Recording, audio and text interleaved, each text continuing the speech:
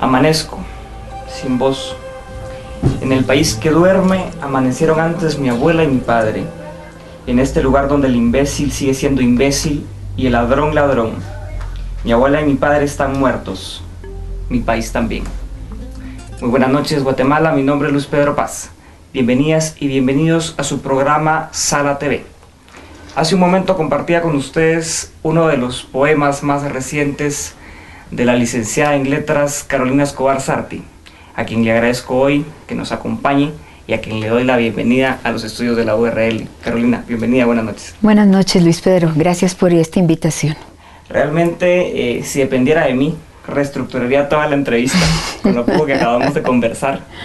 Pero a mí me gustaría comenzar, Carolina, preguntándole cómo está terminando su día. Es una pregunta difícil porque hoy justamente tuve un poco de cada una de las cosas que hago cotidianamente, desde que me tocó dar una plática muy temprano, una reunión después, luego mi trabajo en la alianza que tiene que ver con niñas y adolescentes víctimas de trata. Entonces una niña de 12 años dio a luz a su beba y tuvimos que acompañar esto.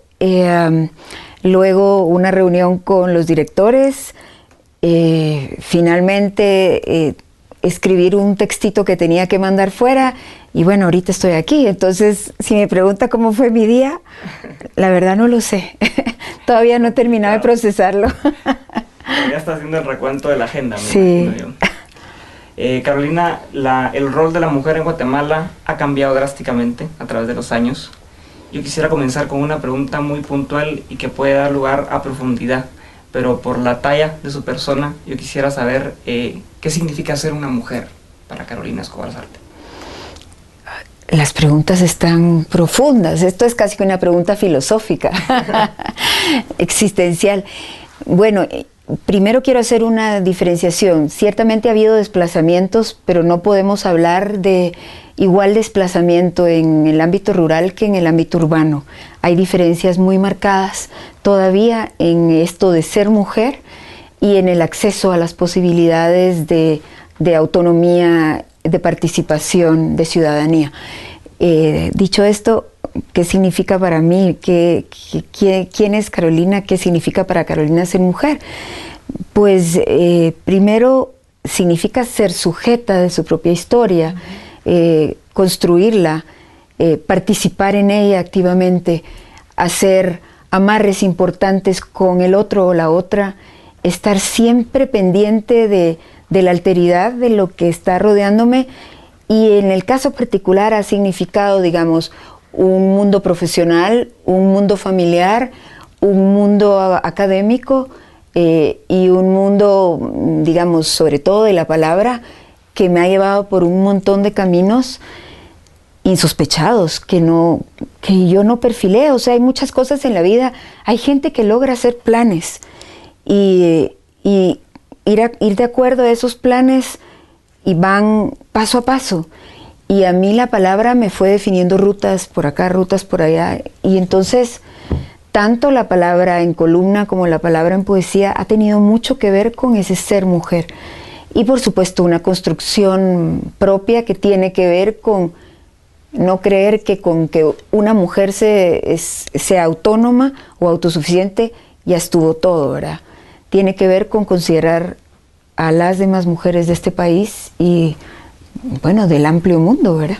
Ser mujer en Guatemala definitivamente es muy distinto, pero este mundo del que usted habla, en donde convergen tantos caminos, se contrasta con una realidad dura que usted menciona en una de sus últimas columnas, hablando del señor Procurador de Derechos Humanos, que desconoce la realidad de chicas que tienen su primer parto antes de cierta edad o que no llegan a un nivel de escolaridad. ¿Cómo impacta eso en su vida, Carolina? Yo no habría podido, creo, o quizás es porque me tocó, pero tuve la suerte de vivir en este país y otros dicen que uno es un error geográfico. Pero ¿cómo impacta esto de los niños, niñas y adolescentes en mi vida? De una manera definitiva. El tener conciencia de que la mitad de los niños menores de 5 años en este país viven una desnutrición crónica y que eso ya los marcó para el resto de su vida como personas que no van a poder acceder en condiciones de normalidad, entre comillas, al desarrollo, a su propio desarrollo y al desarrollo de su comunidad o al desarrollo de su familia, de su país, a mí ya me dice muchísimo de la sociedad que vamos a tener de aquí a 20 años, o sea, de la deuda y del desafío enorme que tenemos. Por otra parte, digamos, me toca profundamente a nivel de conciencia como cualquier tema que tiene que ver con las violencias. Para mí, una de las violencias más aberrantes es el hambre, porque el hambre no es gratuita, no es que falten recursos, es una cosa que se ejerce desde unos a otros por inequidades no bien resueltas, ¿verdad? Por falta de una distribución. Entonces me toca por todos lados y además me toca trabajar todos los días con niñas y adolescentes que están entre los 8 y los 18 años, más o menos 17 y 18, y le puedo decir que ninguna de las que tenemos con nosotros, pues todas han sido ultrajadas en el seno de su casa, muchas de ellas prostituidas desde muy temprano, y si le estoy contando que una niña tuvo una bebé de 12 años, la niña, o sea, es una niña cuidando a otra niña, entonces me impacta de muchas maneras, pero yo creo que no es que alguien esté wow todo lo que hace, es que esa es la obligación humana, tomar conciencia del pedazo de tierra del mundo donde le tocó nacer, y a mí me tocó nacer aquí, y tomo conciencia de que este no es el rincón más afortunado del mundo para muchísimas personas. De pronto, si me permite comentar, esta es una realidad que se pone en los medios de comunicación cuando mediáticamente conviene, políticamente. Es una situación que lamentablemente no se saca a luz cuando debiese de hacerse permanentemente a manera de vigilancia. Y por ahí va la siguiente pregunta: ¿cuál podría ser un momento que ha marcado su vida en este ámbito profesional en el que usted se desenvuelve a partir de esa realidad? No hay uno. La vida de una mujer ya de mi edad está marcada por muchísimos momentos. Entonces, yo digo que la toma de conciencia en este país, en Guatemala, obviamente yo sí me considero muy marcada por la palabra. Creo que la palabra ha jugado un papel determinante porque me permite permanentemente hacer reflexiones, ejercicios de conciencia, profundizar, informarme, y si quiero ser responsable, por ejemplo, la poesía es una abstracción mayor, y la poesía, siendo una abstracción mayor, lo que me exige es serme fiel a mí misma y ser honesta con la palabra. Esto es un poco de inspiración y 99% de oficio, ejercicio todo el tiempo. Pero el otro tema, que es la columna de periódico, tiene que ver con un ejercicio amplio de ciudadanía y que exige participar, informarse, ser responsable y tomar en cuenta que el compromiso que tenemos frente a una sociedad, quienes comunicamos, no es de vaciar o de vaciarnos o de desahogarnos en una columna o de defender a un sector. Es mucho más amplia. La responsabilidad de un comunicador social tiene que ver con el compromiso que adquiere como sujeto situado en una sociedad determinada.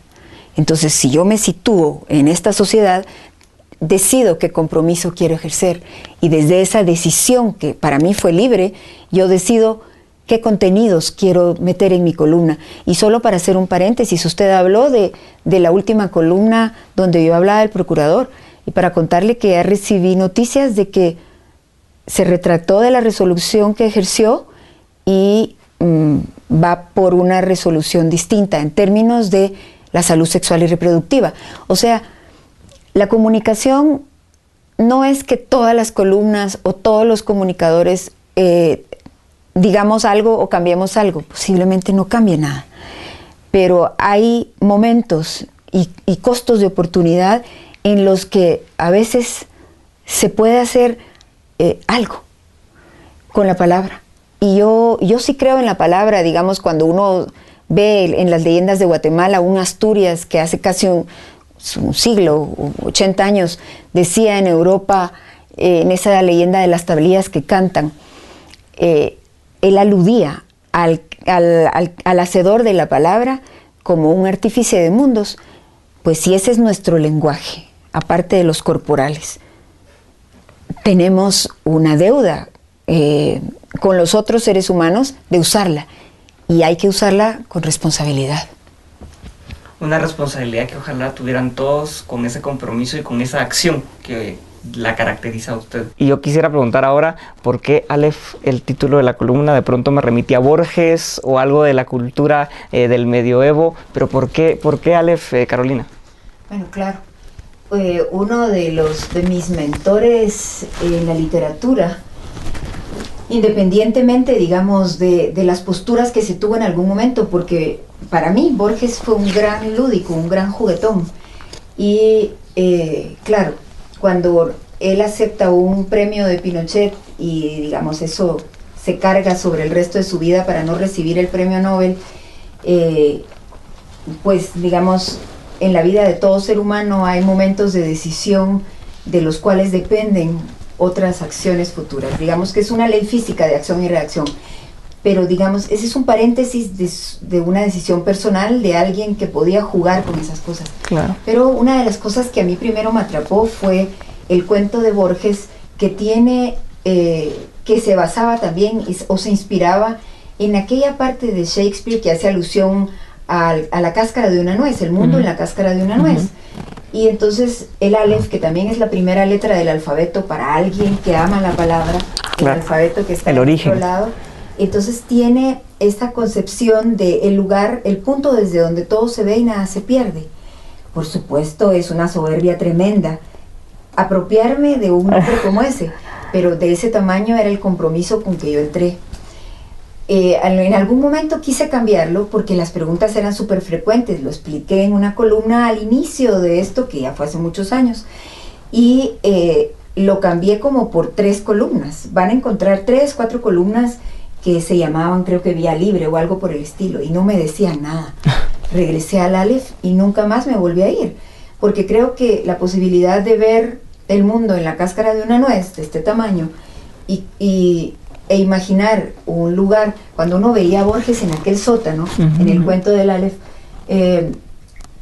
digamos, yo lo podía imaginar boca abajo, sacando de un baúl ese objeto y viéndolo por horas, y entonces él lograba ver el universo a través de un objeto pequeñísimo del tamaño de una mano, y le podía ver todas las facetas y todos los colores, y bueno, esa era la intención, tratar de ir con mucha conciencia de dónde vivía, pero con la mayor amplitud de cabeza para poder presentar las columnas lo más argumentado que se pudiera, para que los temas no fueran solamente, digamos, una expresión de mí misma, que lo son, y de mi subjetividad, que lo son, pero que fueran también lo más honestas, honradas y justas posibles.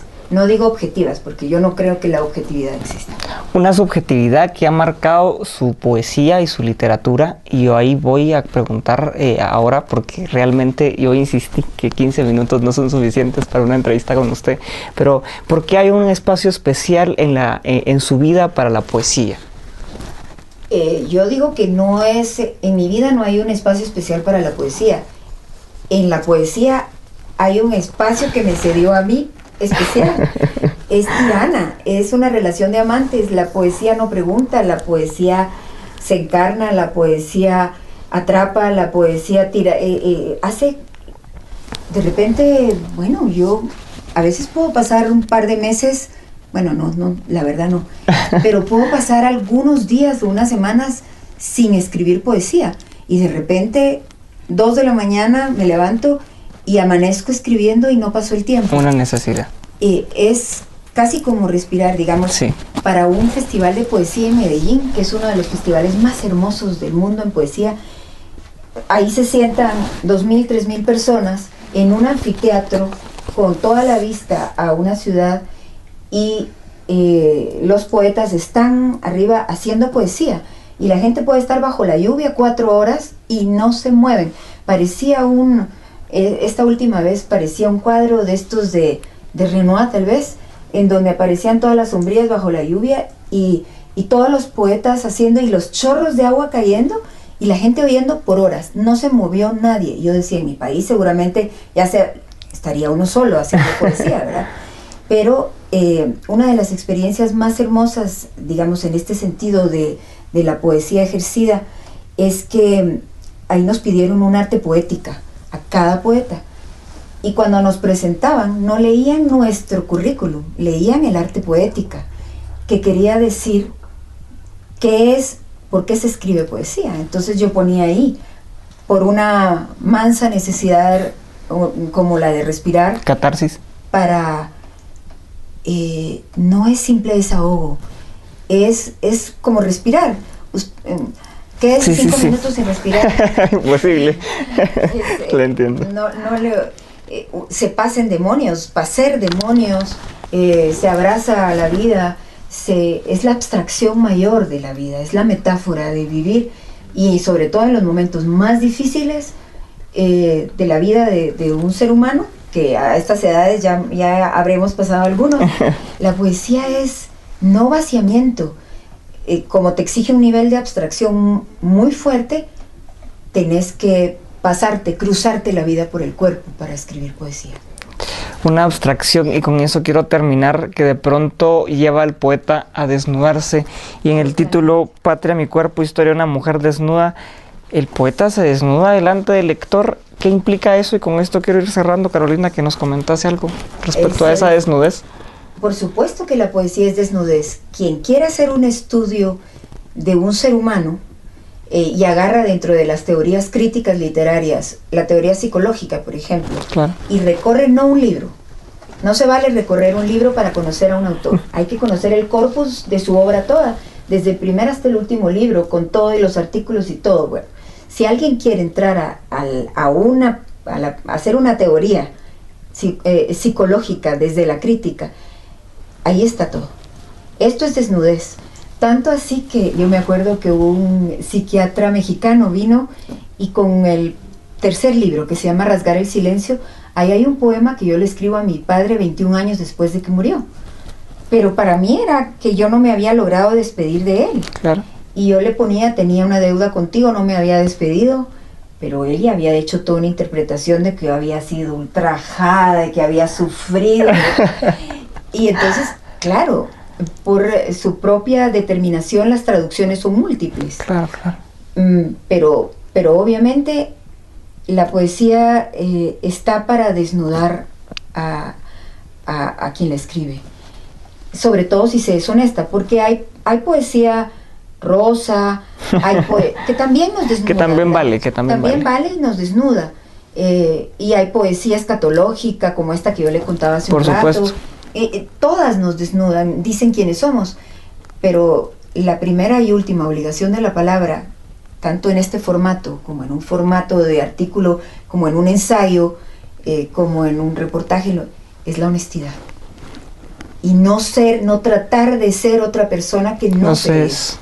Está bien empezar viendo modelos, estrofas, autores, pero se trata de ir despojándonos para hacer lo propio. Por supuesto. ¿Verdad? Yo me quedo con esta desnudez, con esta honestidad increíble de Carolina Escobar Sarti, con muchas más preguntas y con la esperanza de poder compartir con usted en algún otro momento, y con ustedes también que están detrás de cámaras en sus casas. Agradecerles por su compañía. Carolina Escobar Sarti nos acompañó esta noche, y vamos a seguir con muchas más entrevistas. Mi nombre es Luis Pedro Paz. Muchas gracias por acompañarnos en su programa Sala TV. Hasta una próxima. Buenas noches.